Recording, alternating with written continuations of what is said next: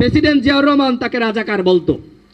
শেখ মুজিব তাকে পুরস্কৃত করেছিল, আর তার কন্যা এসে তাকে তিরস্কৃত করেছে, রাজাকার বানিয়েছে। ডক্টর ইউনূস স্যারকে আমরা গতকাল সেই কথা বলে এসেছি যে আপনার আশপাশে থেকে এই দল গঠনের ঘোষণা দেওয়া যাবে না। আরে ভাই, এই আন্দোলনে বিএনপির ভূমিকা নাই, জামাতের ভূমিকা নাই, গণ অধিকার পরিষদের ভূমিকা নাই। তুমি বলো যে এক স্বৈরাচারকে হটিয়ে আমরা আরেক স্বৈরাচারকে ক্ষমতায় আনবো না। গণ অভ্যুত্থানে কারা ভূমিকা রেখেছে? বিএনপির 422 জন শহীদ হয়েছে, ছাত্র শিবিরের 152 জন শহীদ হয়েছে, ছাত্র দলের প্রায় শতাধিক শহীদ হয়েছে, গণ অধিকার পরিষদের শহীদ হয়েছে, প্রত্যেকটা দলের শহীদ হয়েছে। গণতন্ত্র মঞ্চ বলেন, অন্যান্য দল বলেন, সকল দলের নেতাকর্মীরা শহীদ হয়েছে।